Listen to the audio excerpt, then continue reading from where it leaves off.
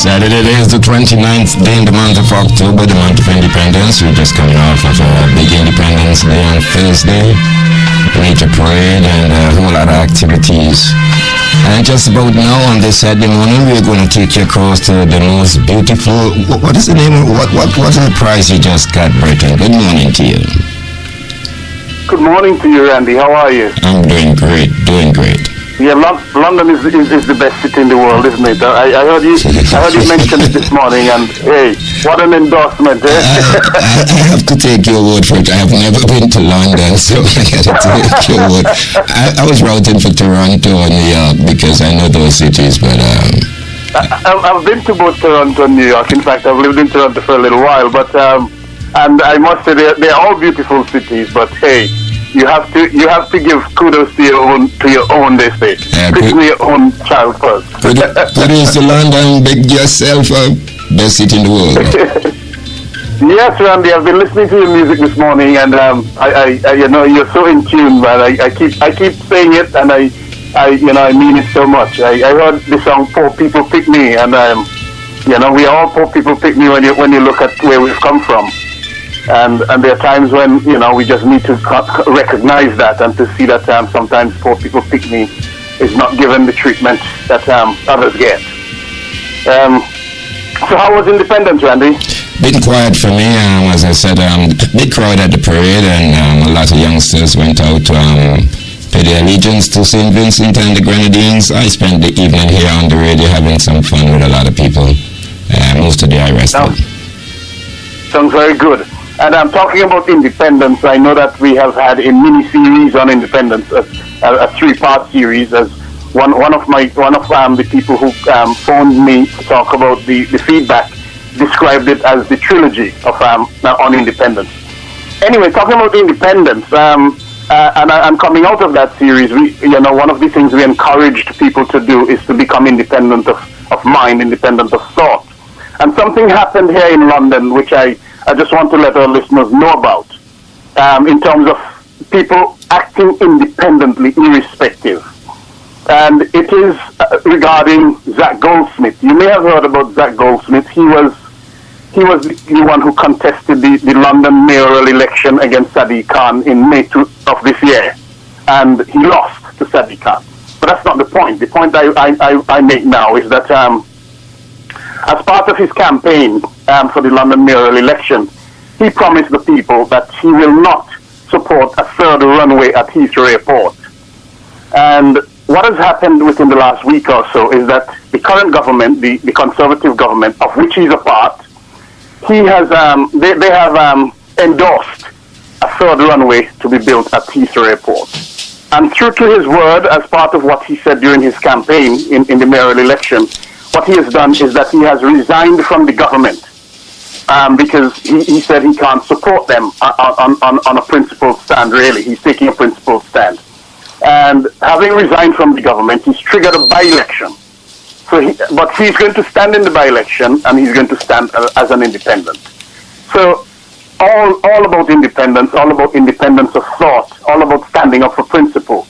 And some of those are the kind of things that we want to see coming out from our own Vincentian people, coming out of our own little St. Vincent and the Grenadines. So I just wanted to share that before we go into the program. So let me just say good morning to all of St. Vincent and the Grenadines, all of Nice Radio, all the listeners of Nice Radio. And to you know that the time in London right now is 12:35 in the afternoon, and the weather is one which is heavily overcast. There's a thick blanket of cloud cover. The temperature is relatively okay. It is 15 degrees Celsius, 59 degrees Fahrenheit. So the temperature is not bad, but it looks a lot gloomier and it looks colder than it actually is. On a view from the outside this week, we look at the issue of protest. With the issue being, when there's a protest against someone or something, the one doing the protesting makes every effort to let the ones they're protesting against and others know of their protest. Now this view is explored because of what is reported to have transpired during the recent visit to Toronto, Canada, of St. Vincent and the Grenadines' former Minister of Foreign Affairs, Camilo Gonzalez. In answer to a question, he is reported to have said that the reason why no one from his government, including the Prime Minister, Dr. Ralph Gonsalves, who was accused of sexual assault by the Canadian human rights lawyer Margaret Parsons, why no one from his government has been to Canada for some years now. And he said that the reason for that is because the government was protesting against the Canadian government for having imposed restrictions on citizens of St. Vincent and the Grenadines, having imposed visa restrictions, that is. The thing to note about that response is that until then, no one, not Vincentians, not Canadians, not the world, no one, in fact, was aware of any such protest. Now, the Merriam-Webster Dictionary defines protest as, I quote, the act of objecting or a gesture of disapproval, especially a usually organized public demonstration of disapproval. And if we look at the Oxford Dictionary, it defines protest as an organized public demonstration expressing strong objection to an official policy or course of action. Now, from those meanings of protest, it would be safe to say that when anyone disapproves of something or a decision and acts in protest of that something or decision, then they will let as many people as possible know that they are indeed protesting. There are many examples throughout history that can be given to show how individuals, organizations, or even governments behave when they conduct a protest. Mahatma Gandhi, he led the fight of the Indians for independence against British rule. They took to the streets in protest. Many Indians were killed. The fact is, they protested. They let the world know at the time of their plight. Now, if we look at the civil rights movement in the United States of America, Martin Luther King Jr. and hundreds of thousands of others took to the streets in protest to let their government at the time know of the inhumane and degrading treatment of blacks in that country. They let not just their government know, but they let the world know too. And we remember Rosa Parks, the brave American black woman who refused to sit at the back of the bus, which was reserved for blacks. She protested the inhumane treatment meted out to the blacks in America. The world knew about her protest. In apartheid South Africa, where blacks were treated less than human, the African National Congress, the ANC, led by Nelson Mandela, who spent 27 years of his life in jail for the cause, they protested against the apartheid regime. Their protest was known to the world. During that apartheid regime, many countries refused to trade with South Africa in protest of South Africa's treatment to the blacks there. The point is, the world knew of their protest action. And then we have what's referred to as the Arab Spring, when sometime around December 2010, the people of many Arab countries, including Tunisia, Egypt, Libya, Syria, Yemen, Bahrain, Saudi Arabia, and Jordan, they became so disillusioned and dissatisfied with their governments. And as a result, they took to the streets in the thousands and thousands in protest of what they said was dictatorship governments who showed a total disregard for the rights and freedom of the people. these protests became known as the Arab Spring. The people were dissatisfied with the policies of their government, and they took to the street in protest. They let their governments know, and they showed the world how dissatisfied they were too. In many cases, as in Tunisia and Egypt, they were successful in removing the government, which they said repressed and suppressed them. Now, the same Camilo Gonzalez himself apparently recognized the effectiveness of those protests when on the 16th of April 2012, he is reported to have derided Vincentians and said that they use Facebook for commerce rather than to topple governments, presumably like the Arabs did at that time.